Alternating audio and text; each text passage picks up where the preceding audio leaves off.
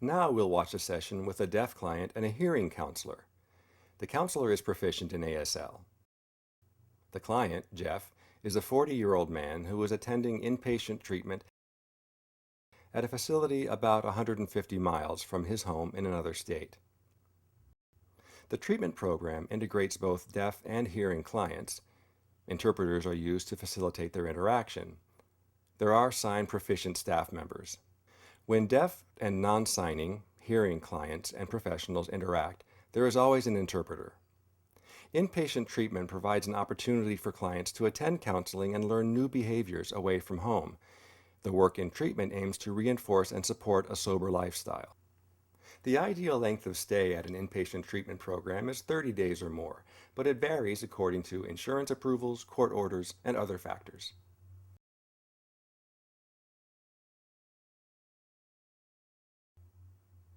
The counselor, Lynn, is hearing. She is a master's level therapist and is proficient in ASL. Can you foresee any issues that may come up when the client is deaf and the counselor signs and is hearing? Do issues regarding signing proficiency or identity as a deaf or hearing person seem more likely to arise? Clinical Approaches is a book produced by the Minnesota Chemical Dependency Program for deaf and hard of hearing individuals. This book uses concepts from the Minnesota model and from adolescent treatment practices to support a client in examining how their behaviors and their use impact their lives using a 12-step model.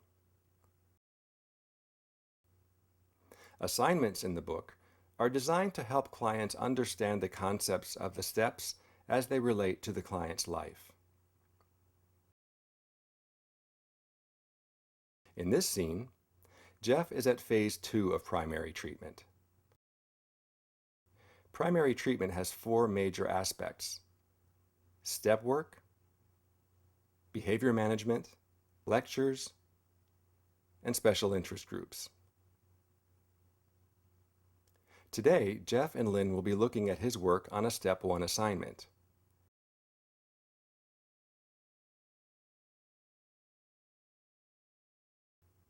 It's important to note that it's not the counselor's job to convince the client that he is powerless. Rather, the counselor supports him in his discovery of that concept. This is accomplished by having Jeff complete 7 drawings describing his experience with using meth and drinking.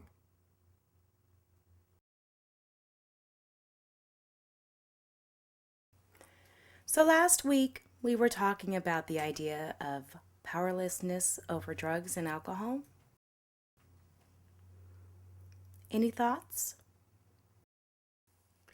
Yeah, I have done some thinking about it, and I think my drinking's under control. It's not a big problem. I can handle it just fine. Hmm. And you really think that's been working for you so far? Yeah, so far I've been fine. No problems. Okay, well, I asked you to do some drawings last week. Do you have them? Yes, I brought them.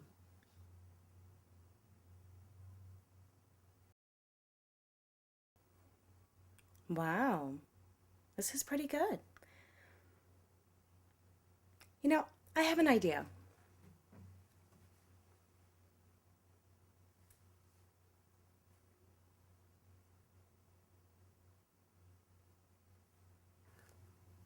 What's this? I think we're gonna try something a bit different this time, okay?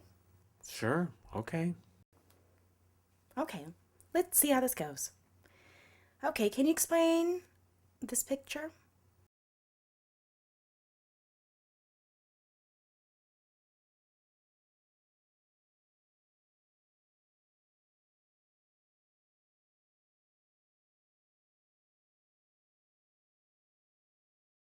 Could you tell me about it? Well, we're having a lot of problems now, financial problems, my wife and I, and everybody's blaming me for it.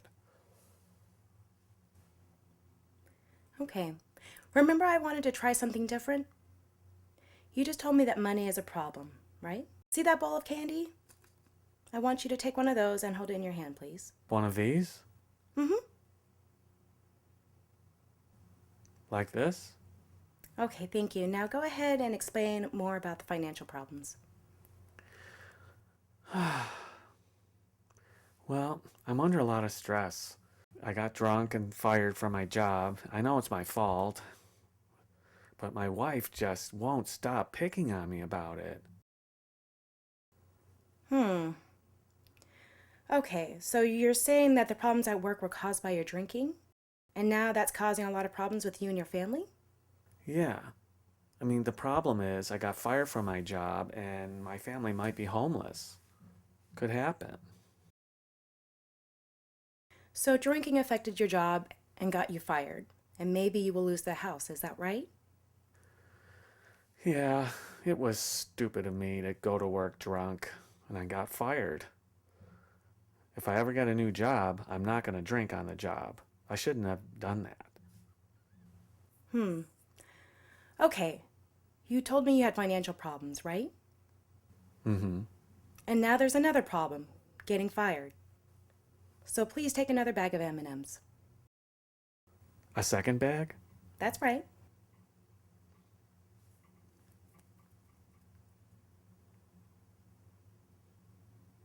Hmm. You doing all right with that? Yeah, I guess. Okay then. Go ahead and explain more, please. It's the stress.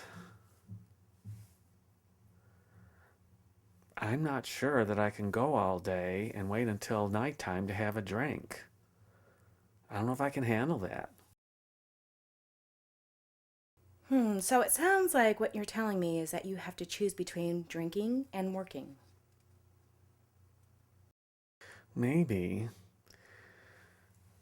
Because my hands start to shake all the time if I don't have a drink. And it's hard to do my job. You know, I'm a welder. It's hard to do my job when my hands are shaking. Really difficult. Wow, your hand's shaking. That's difficult.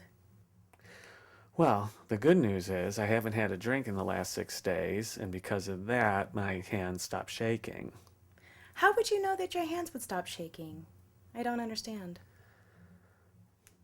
Okay, well, my hands don't shake when I haven't been drinking, and I feel great. And that's all good. But on the weekends, I want to go out and drink with my friends and have a good time. And then when I go back to work Monday, when I suddenly have to stop drinking, my hands start shaking again. It's really frustrating. Hmm. So you're saying you wish you could drink on weekends, but you're concerned that your hands will shake again Monday when you go back to work. How do you know that will happen? Well, like I said before, I drink over the weekends, and this has happened to me before. After drinking over the weekend, I go back to work Monday and I can't drink, and I don't drink there, so my hands start shaking again. And by lunchtime, I feel like I have to go have a drink in order to calm down and make myself feel better. But if I get a new job, I'm not going to be able to drink, and it's going to be really hard. So that's the third problem is the hand shaking. Is that right? Mm-hmm. You remember the M&Ms? Take another bag, please. Another one? Mm-hmm.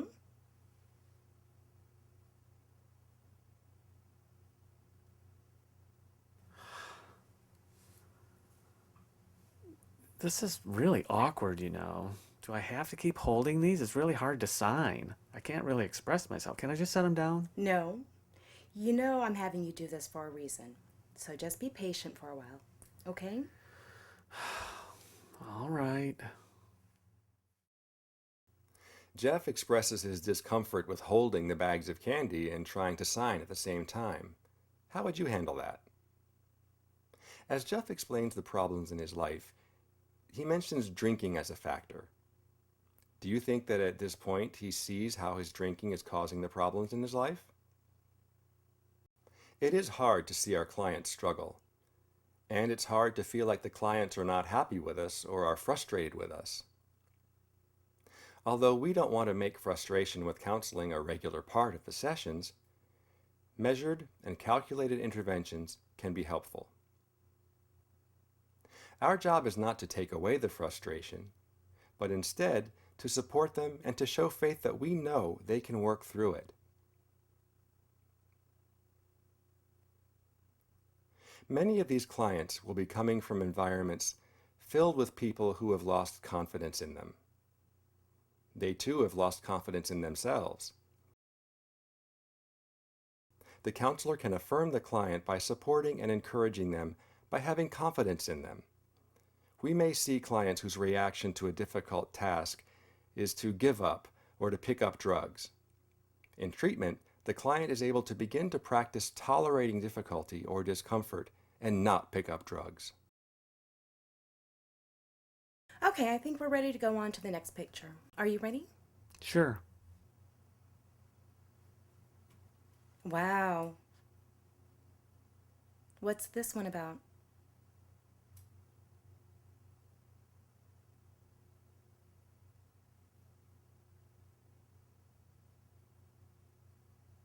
Could you tell me about it? Well, in this picture, it shows that I'm worried that if my mom finds out I got a DUI, she's going to be really upset. And she's not in very good health. And I don't want to upset her. You see how there's a coffee cup in the picture? There was coffee in it, but sometimes I put some alcohol in the coffee, shot of whiskey, because I get nervous, so that shot of whiskey helps me feel better. So are you drunk in this picture? Well, a little drunk. Also, I'm worried because I don't want the police to pull me over, because if they do, then they're going to find out I don't have a license, and then they're going to find out about the DUI, and my mom's going to find out about the DUI, and I don't want that. Wow. So did your mom know there was alcohol in your coffee? No. So your mom didn't know you were drunk? Mm-mm. You know, sometimes people see one problem and it feels so big that they end up creating other problems. Well, I don't want my mom to know that I got a DUI. And I don't really understand what you mean. One problem adds up to several problems. I don't understand. Okay, well, you're drinking and driving, right? Mm-hmm. Then you got a DUI, Right. and now you have no license. Right. But your mom doesn't know, and you go ahead and drive and not tell her about the DUI. Right. But you're nervous about that, so you feel a need to drink to calm down. Right. So now you're driving around drunk with your mother in the car. Mm-hmm. Don't you feel like you're right back where you started? Did I get that right? Yeah, I see what you mean. It's really hard. It makes sense that it's the DUI. Really, that's what's causing all my problems. It's the DUI. You're right.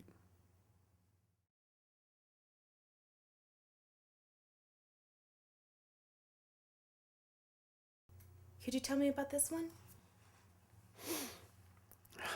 Go ahead. This one's really hard for me. I took my wife Maggie's money out of her purse. When she found out, she thought it was Lisa, my daughter, who took it. And I just watched as my wife bawled out our daughter and punished her for it. All I could do was back away. I didn't say anything. I was scared. I couldn't help her or defend her. I was a coward, really. I was a coward. Because it's really me who stole the money, not my daughter. So you said nothing because you were afraid?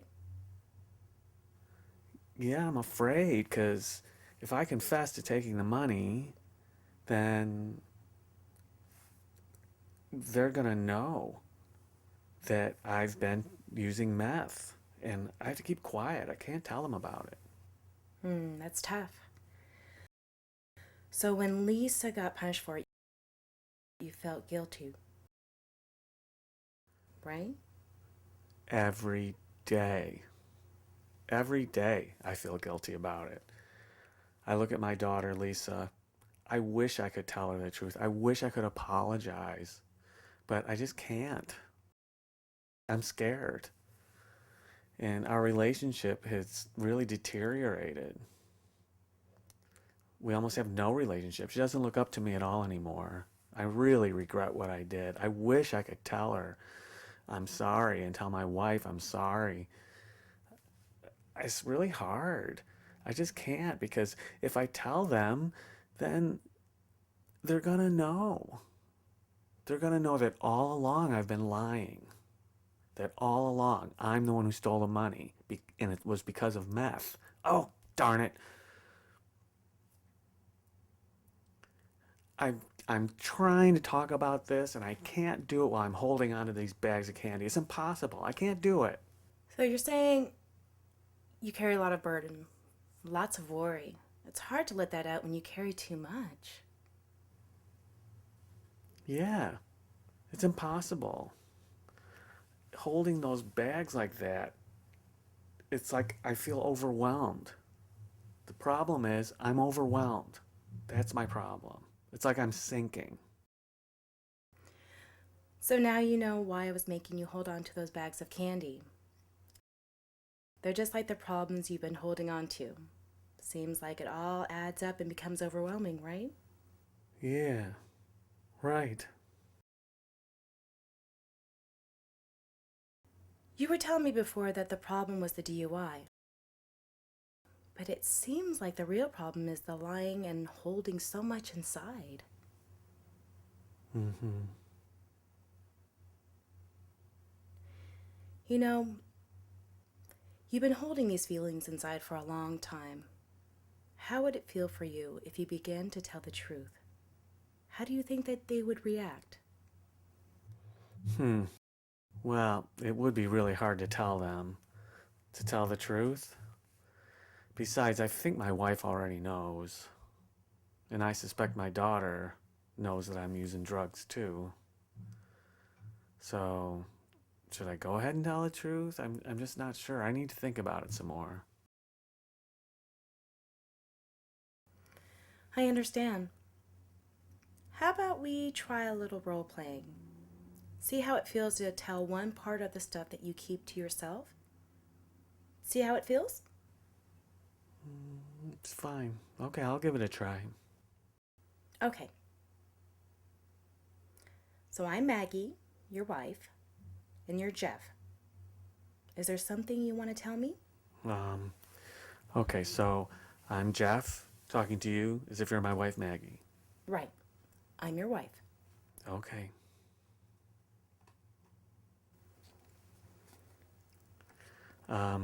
Do you remember a while ago with the money situation?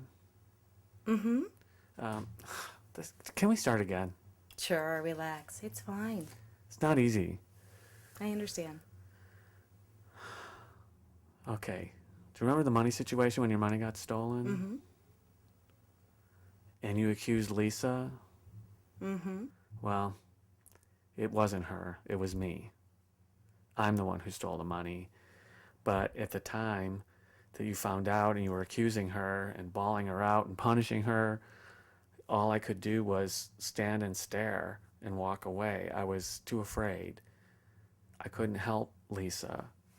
And I wanted to tell both of you that I was the one who did it, and I'm really sorry. I feel terrible.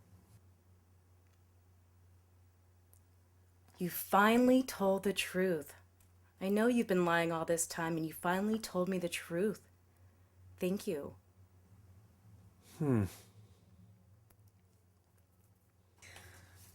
Okay, let's start the role play. Are you ready? How did it feel to admit something? Good. I feel more calm. But I have a strong feeling my wife already knows. So, do you feel calm after letting something out? Yeah. In this segment, Jeff indicates that he feels a lot of guilt about Lisa getting blamed for something he did. He also gets frustrated and throws the bags of candy. What parts of this segment do you think were most effective? Would you use this activity or a modified version of it in your work? At one point, Lynn tells Jeff outright that he said that his problem is the DUI, but perhaps the problem is his lying and keeping secrets. In what way was it a useful intervention? What do you think? In what ways was it risky? Okay, let's move on. Sure.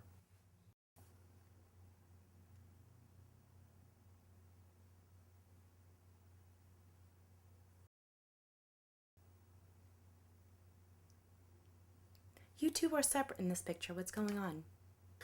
Well, when I get drunk, I get really drunk and black out, and then my wife doesn't want to sleep with me, and she gets mad at me, and so we sleep apart. And I'm worried because every time I drink, I keep thinking about using meth, and I don't want her to divorce me. So, you and Maggie don't want a divorce, is that right? No, I don't want a divorce. I love her. I love Maggie. And I want our relationship to keep going. But we just keep fighting all the time. I really miss the old days, back at the beginning of our relationship when everything was great. So, before alcohol and drugs consumed your life, what was your relationship like then? Well, it was beautiful. We were happy. We talked all the time. We liked each other. We weren't all mad. We shared our feelings. We never lied to each other. Didn't hold anything back. It was really nice. So, it was great. You had a wonderful connection and everything was going fine. What changed? Well, I was under too much stress, and that made her angry and frustrated. And she's just angry at me all the time. So, Maggie feels stressed. But where's all the stress and the anger coming from? It's because I keep messing up. And she's tired of me messing up all the time. She keeps getting angry at me messing up. What do you mean by messing up? Well, because in the beginning of our marriage, I made a lot of promises that I would make sure that the kids were okay, that I'd make sure our relationship was okay, that we had a house, that I brought money home and everything. And then I got into drinking. And once I got into drinking, then I kept thinking about meth. I wanted meth more and more, and that's why I messed up. Maybe it's hard to quit, but it's really your choice to make. If you want to quit or not. Well, it's really hard. I know it's my choice, but I don't know if I can handle it. It's really hard. What part is hardest for you? Drinking. With meth, I feel like I could easily let that go because I don't hang around with the drug dealers. But drinking's really hard because my dad owns a store and sometimes I help him out at the shop and there's alcohol there for sale. And so when I see that alcohol, I want to get through the job fast so I can go have a drink. And sometimes when my dad's not at the store, that's great for me because I can go ahead and drink while I'm working. But I can't imagine him if he ever found out. He would really be upset. You know, we first started our session today. I asked you how you were feeling about alcohol, and we talked about powerlessness, Right. feeling powerless, having no control. Mm-hmm. What are your thoughts about that now? Yeah, it's true. I am powerless over alcohol. I don't have any control over it.